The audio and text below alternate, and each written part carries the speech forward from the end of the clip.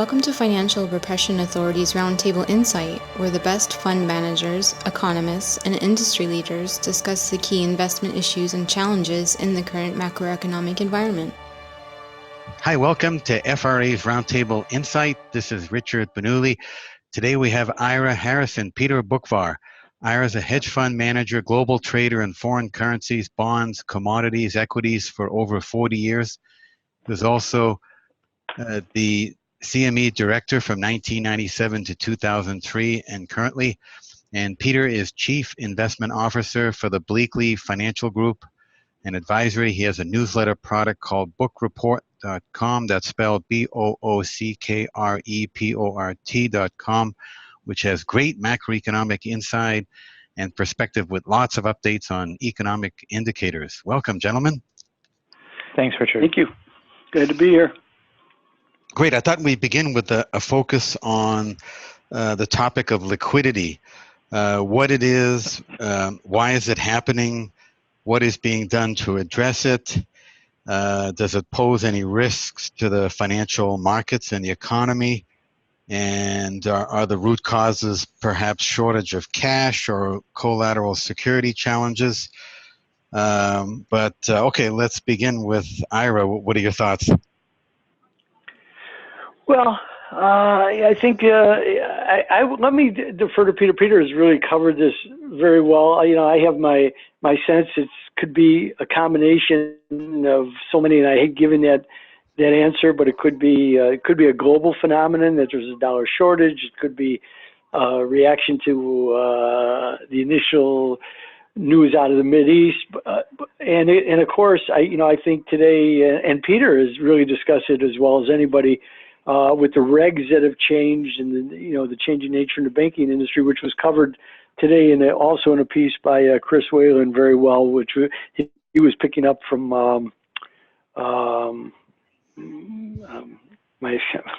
give me a minute or whatever it was, but it'll come back to me. But it could be all of those, but more importantly, and we'll get to it, I'm sure later, is the light it shines on the Fed and especially all central banks. So I'll stop there. Go ahead, Peter. So I think what we're sort of living through is this grand experiment that we've never really experienced, and what the ripple effects are when you quintuple the size of the Fed's balance sheet and then you shrink it. You don't know when the potential breaking point, so to speak, is.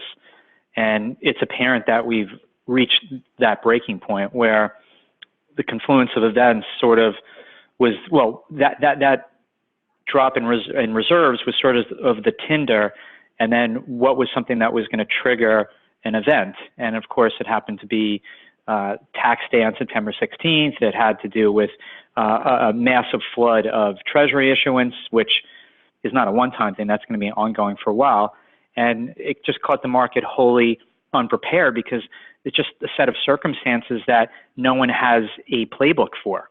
There's no historical context that I think we're now living in.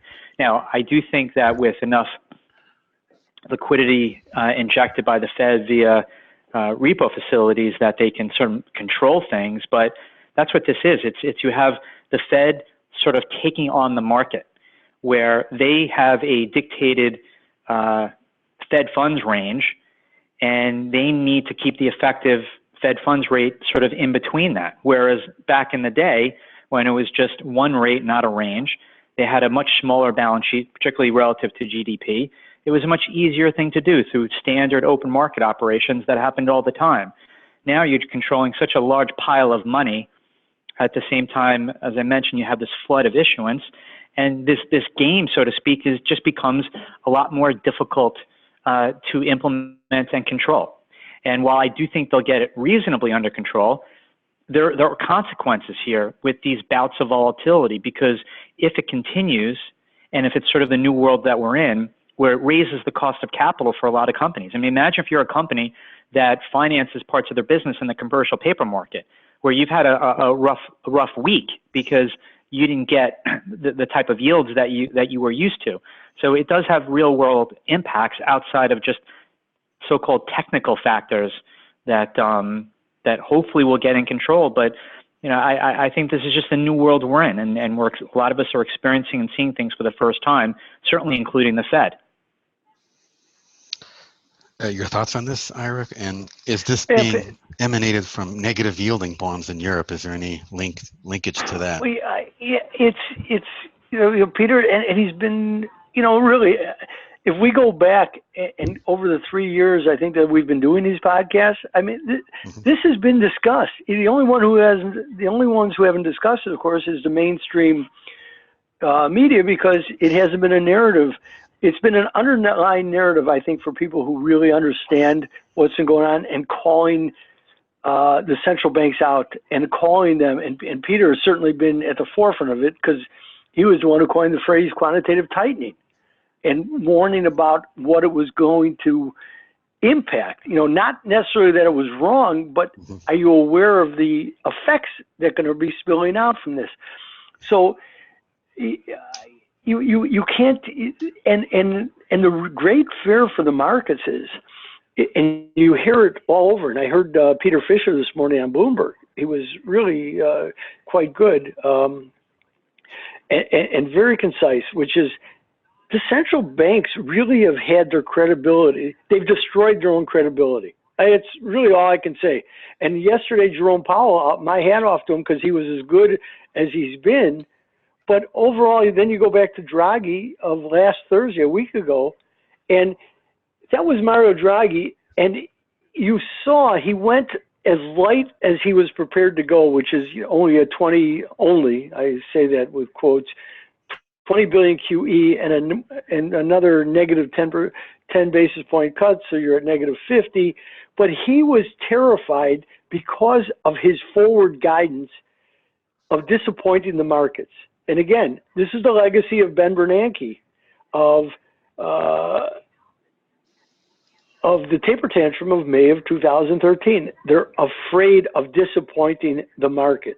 You have to applaud. And my only thought about any kind of hawkish cut yesterday was, of course, if there was no unanimous vote. And we had Rosengren and Esther George again follow their same voting pattern from the previous meeting, so they weren't buying into it.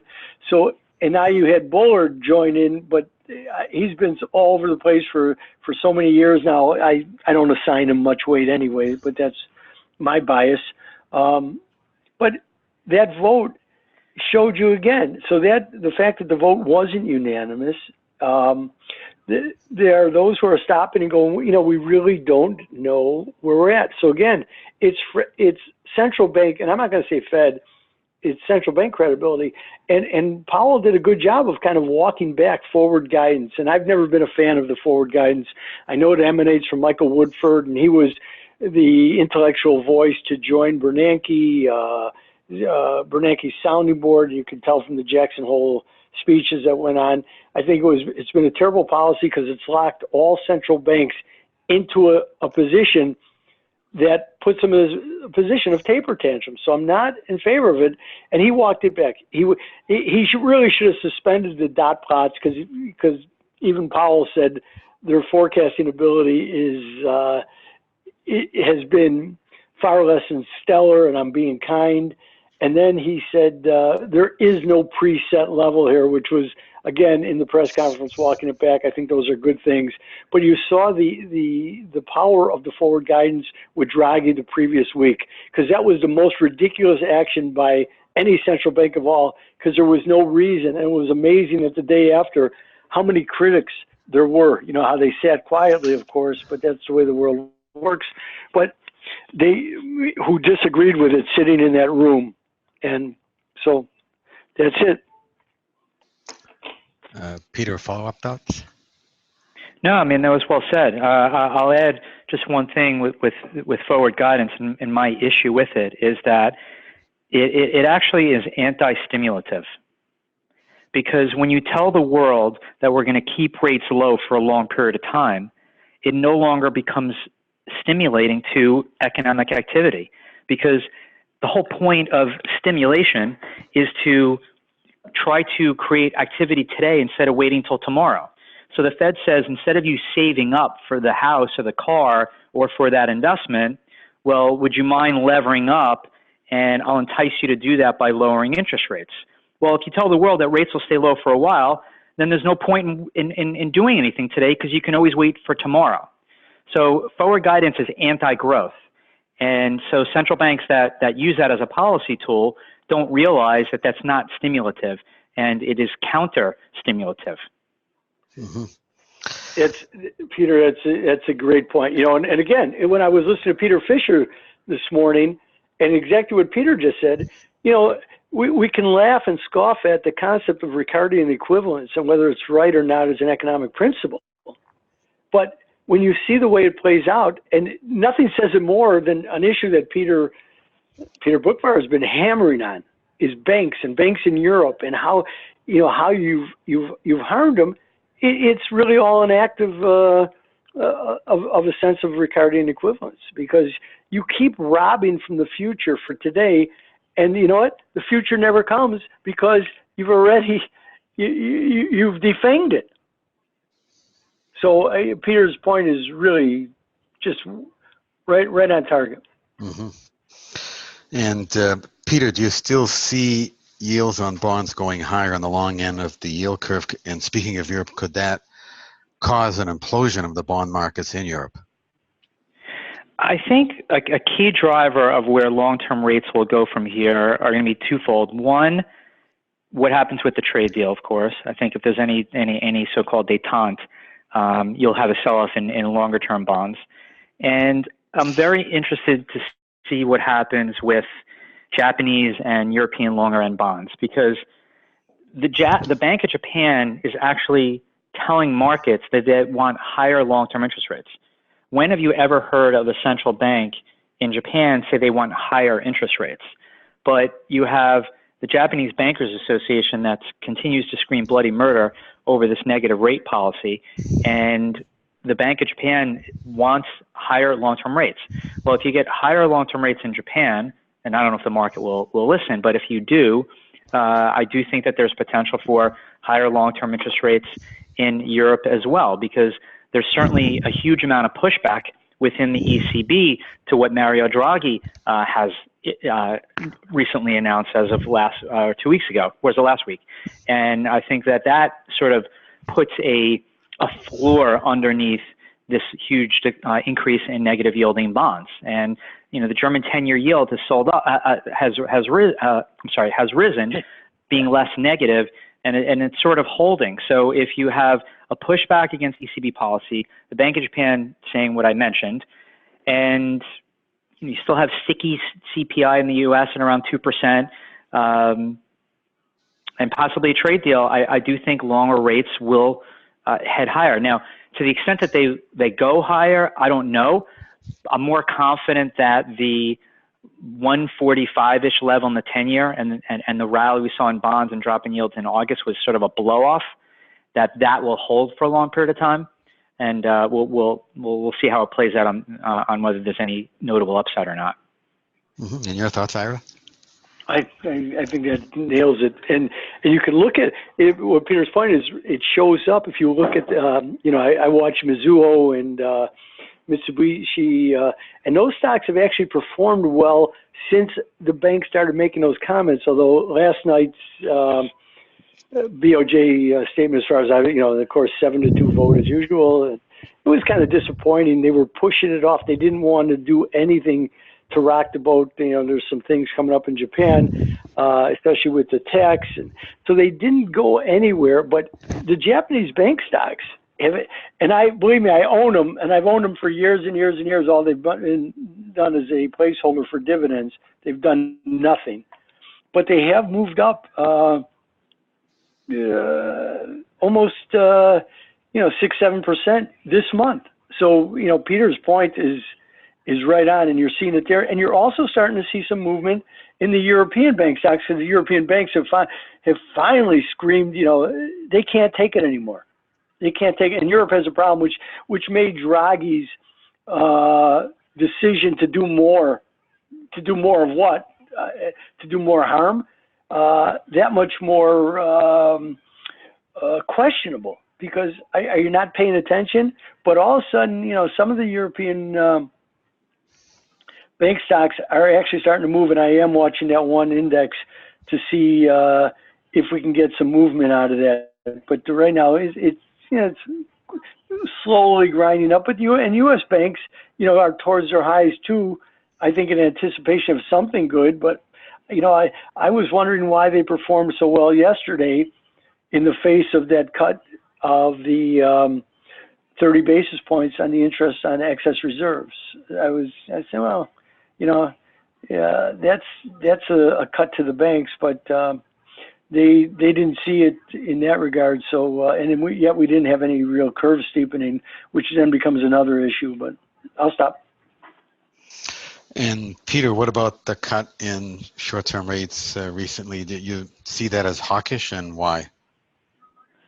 Well, I think the differences of opinion within the committee, the dots being in multiple different places, I think is just reflective of the limited visibility that we all have on the economy. We know manufacturing is slowing. We know trade is slow to a crawl. We know it's beginning to spill over into services. But then you have the consumer that's hanging in, labor markets is good, and you have hopes that maybe there's some sort of a truce with China. And I think that there's an extraordinary amount of pressure on Powell to quote unquote do something. And we know that's just the knee-jerk reaction of a central banker is if the data softens, I have to do something. Assuming that what they do works, I'll argue that what they're doing now does not work, but it's still the first response of a central banker is to do something. So he's hoping that a cut here, a cut there will, as he says, sustain the expansion. But it's very much a play it by ear policy right now. It's, okay, we're going to cut. We'll see how it goes. We'll see how it goes with China. We'll see how it goes with this global slowdown. We'll see how it goes with the consumer. But they still have this mentality that we need to cut when the cost of capital is still extraordinarily low. Like, tell me what household or business will do something today that they didn't do last week because the Fed cut rates yesterday. I don't know of anything. If you look at the long end, well, that's already cut 100 basis points. And a lot of that has to do with the drop in yields overseas. So it's not like this rate cut's going to do anything for housing. Now, I know the Fed is trying to steepen the yield curve. We'll see if that works. That would certainly give some relief to the banks, at least temporarily, as long as the economy doesn't fall into recession.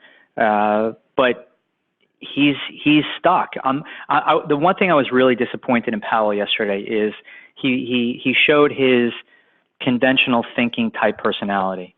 Oh, so Jay, what would you do in the next downturn? Well, we'll probably cut rates back to zero and we'll do QE again. Really? That's the answer. So he's really no different than anybody else in central bank land. He's drinking the same Kool-Aid that they all have, thinking that they'll do what they do and everything will be fine. The inherent contradiction of him saying, "Oh, let's do more QE," is that the world's bank stocks are bleeding from a flat to inverted yield curve. So why come out and say I will do QE with the purpose of flattening the U.S. yield curve? Now, ironically, when they did QE1 and QE2, long rates went up, but that was not their intention.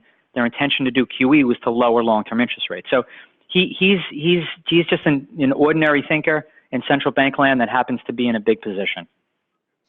And your thoughts, Ira? How's that song go? I second that emotion. Yeah. Okay. Yeah. I mean, that's exactly, and it's really well said. Yes, I applauded him for walking back to forward guidance, but there was, it's pathetic. I waited for him really in that press conference because they just don't do this. But he should have called out Draghi, going, we think that was, but they don't do that, and that's really shame on them all. But as Peter wrote about this morning on the Norwegians, I applaud them. They had the sense, they went their own way. What a breath of fresh air. Even the Canadians, I'm surprised the market doesn't reward Canada a little bit more, because when the Canadians held, even as, the Aussies have cut and the Kiwi have cut, and they did hold at their last meeting, and said, they're just not certain. And there sits the overnight rate of Canada at 1.75. And the market, doesn't reward them because it's too tied into looking at the Canada, as far as I'm concerned, with the crude oil.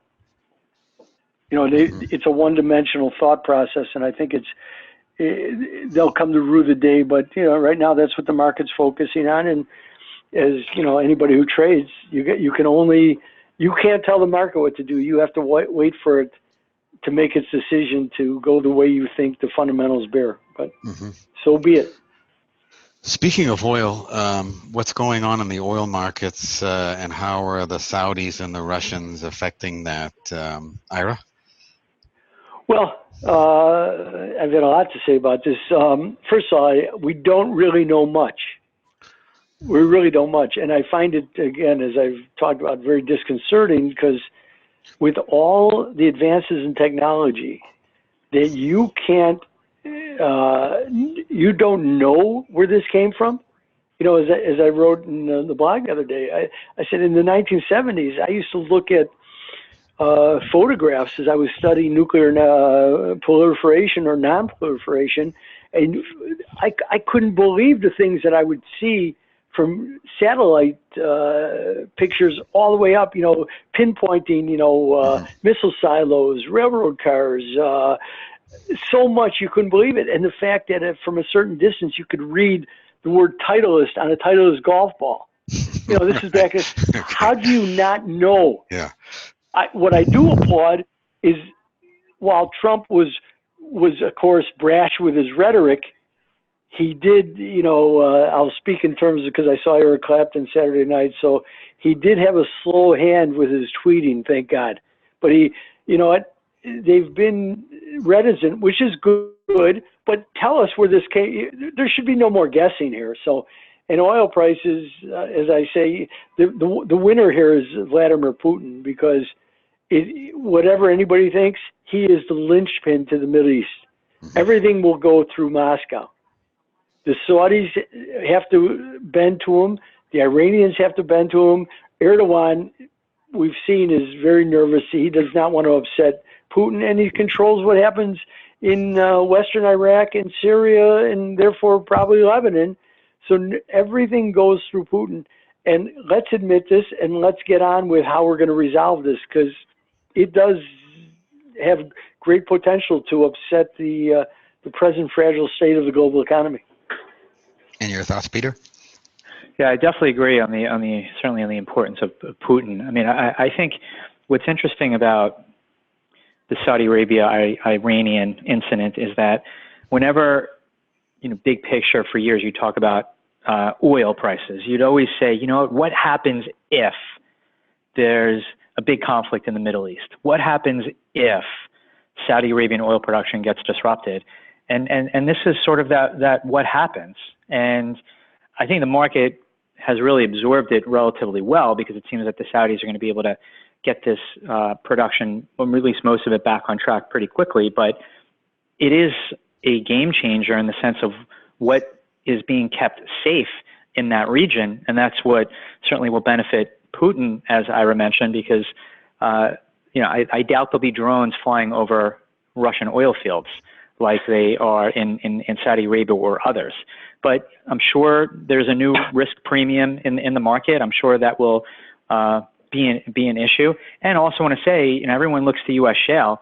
Well, the rig count continues to drop. U.S. shale production, I think, is coming in less than expected.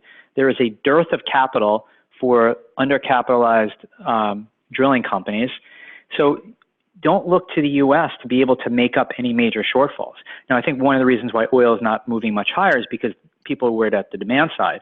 And then in the context of the slowing global economy, the demand side has been able to offset any supply disruptions. But if there's any firming in demand with what I'm seeing in supply, there could be a pretty swift response. So could this be a push higher for rising inflation in like an overall stagflationary environment given a global slowdown? Peter? Well, it's only if a rise in oil prices stays a rise in oil prices. If it's just a blip until things change and production comes back and oil drops back down again. To me, I'm more focused in terms of a stagflationary type situation is looking at the goods side of the inflation statistics. We know services inflation has remained very sticky over the last bunch of years, running 2.5% to 3% every month, year over year, whether it's due to medical cost, rents, or insurance or tuition or whatever. It's always been the good side that has offset that to keep headline inflation or core inflation relatively tempered. But now, certainly with the tariffs that are now beginning to filter through the supply chain, and China's not going to eat all of it, we're going to be eating some of these tariffs as well, that we're now seeing a pickup, albeit modest, but still a plus sign in front of core goods inflation. And this is after a few years of seeing minus signs. So I think there is the possibility that you do get some CPI surprises in coming months. I mean, look, the last CPI number a couple weeks ago for August was 2.4%. It was 11-year high.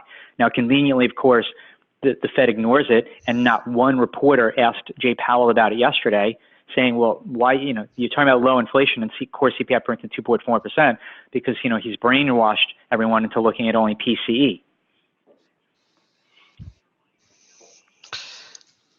Ira, do you see stagflation?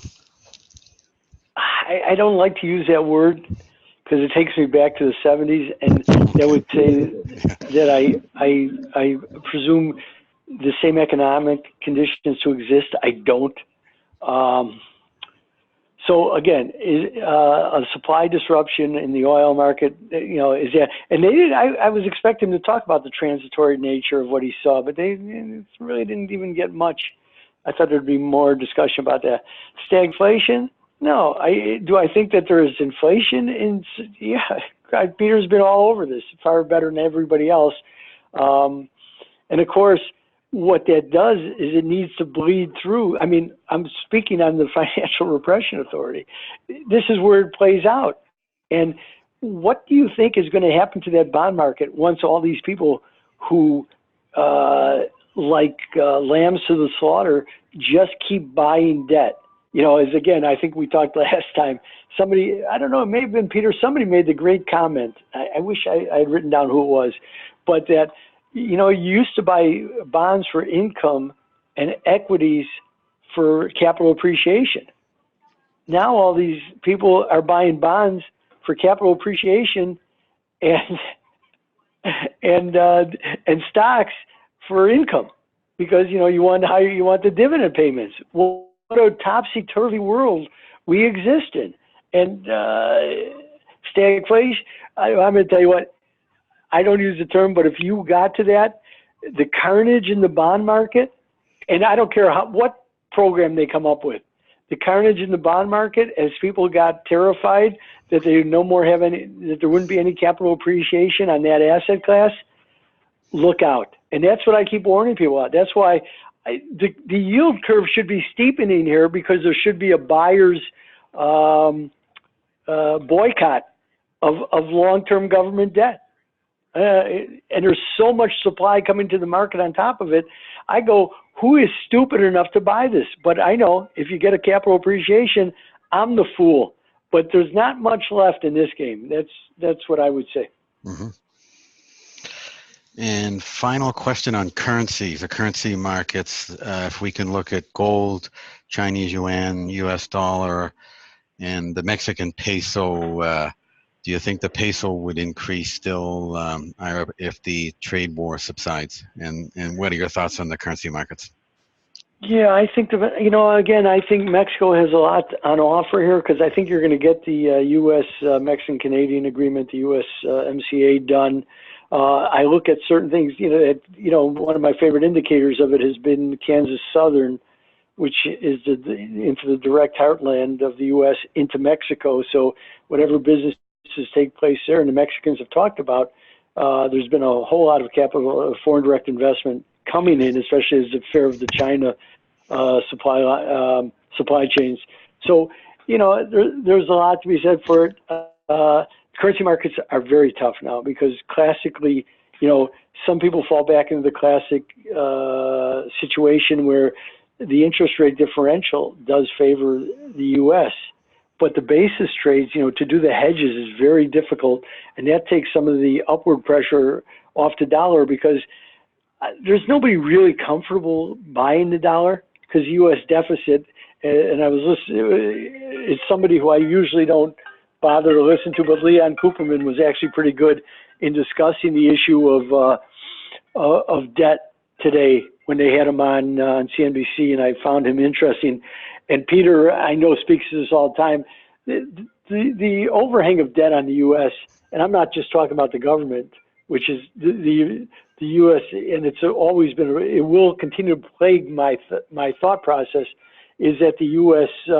Running this massive deficit at the time of fairly decent growth, especially on a relative basis, is problematic. And the U.S. consumer, there's way too much in credit card debt for me, for my comfort zone. And people are borrowing. I know, people only talk about student loans, and I've read a lot of the data on auto loans, and it's not at a place where people are nervous yet, but it makes me nervous because again, it fits Peter's discussion about we keep bringing things forward. So, but I don't have any real currency outlook as of yet. I'm not bullish the dollar as people are, and I find the most interesting thing is that the sterling has been gaining nicely here, even as the media whacks Boris Johnson. But you could look at the euro sterling cross, which today is actually going to close under the 200-day moving average. So that fascinates me, and I'm not really involved in it, but I do pay attention to it. And Peter, your thoughts on the currency markets? Well, on Ira's last point, I'm very intrigued by the pound because I feel that I'm still of the belief that regardless of what happens with Brexit, there is at least going to be resolution on Brexit, whether it is a clean break, not a clean break, or whatever break it is, there's going to be resolution. And, life is going to move on with respect to the UK and its relationship with Europe. It may be highly disruptive for a period of time, but I don't think the worst case scenarios will come close to happening. And I think the pound can have a rather dramatic rally when this is all said and done. Now, in terms of the Fed's influence on where the dollar is going to go, well, if you look at the world's central banks right now, while we are getting obviously an ease from some, it's the Fed that has the potential of easing the most, which I think would be very dollar negative. And then you throw in, of course, as Ira mentioned, all the debts and deficits that are becoming more and more of a concern. That, to me, this dollar run, I don't see much upside. Now, I know I keep hearing stories about the dollar shortage. That's the bull case for the dollar, but I don't necessarily think that that's a long-term sustainable thing that can continue to buoy the dollar. To me, the dollar has strengthened more in idiosyncratic and specific issues with other countries. Like, don't tell me that the Argentinian peso fell because the dollar is so great. No, it fell because of its own issues. Or the Turkish lira fell because of its own issues. And Mexico is weighed down by a socialist who's running the country and this obviously uncertainty with the trade deal. You take the Canadian dollar. Canadian dollar has been in this range for years now, this 130, 135 range. The pound, yeah, it's about 110, but it's traded between 105 and 115 for multiple years now. The yen's been trading in a range for a while. So the dollar rally to me has happened more against currencies that have had their own issues, like the pound, rather than a good reason, we got to buy the dollar because it's such a great currency. Yeah, well, and let me pick up on one other thing, because last week Draghi talked about, we don't set monetary policy based on the value of the currency because we honor the G20 Accord. Well, you know what? And nobody asked him the question, but I'm going to, and I know Peter feels similar. The Kiwi cuts rates 50 basis points they were expecting 25, they got 50 because of the value of the currency. The Aussie monetary policy is set totally with a focus on the value of the Aussie dollar. The Swiss last night, all they talk about is the value of the currency. So I don't know what G20 agreement Draghi is alluding to, but I would find that that is such a disingenuous statement. And the world needs to be aware of that. Of course, so much of this monetary policy is to affect their currency rates. It's one of the things that Trump actually gets right in his pronunciations because it's directly meant to impact the currency. Wow, great insight and perspective, gentlemen. How can our listeners learn more about your work, Peter? If they're interested in reading my daily work, they can check out bookreport.com, BOOCK report.com. And if they're interested in money management or wealth management services, they can always call me at 973-244-4211. Great. And Ira?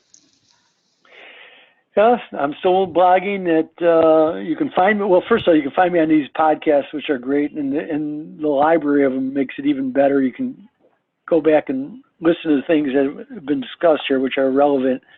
But again, for trading ideas and the investment ideas, which is the only thing that matters here, and Peter and I would certainly agree on that because the rest of it is just gibberish. But we try to put forth clear, thought-out concepts that will and can make you money with the least amount of pain. So I think we cover these topics very well, and I applaud the Financial Repression Authority for providing the platform. So it's very good, very important. Great. Thank you very much, gentlemen. We'll do it again. The FRA Roundtable Insight Show is for informational and educational purposes only and should not be considered as a solicitation or offer to purchase or sell any securities. The investments, investment strategies, and investment philosophies discussed or presented on the show each involve their own unique risk factors which are not discussed on the show. Any discussions among the panel participants or responses to listener inquiries are based on the personal opinions of the panel participants and do not take into consideration the listener's suitability, objectives, or risk tolerance. Please be advised that you invest or speculate at your own risk.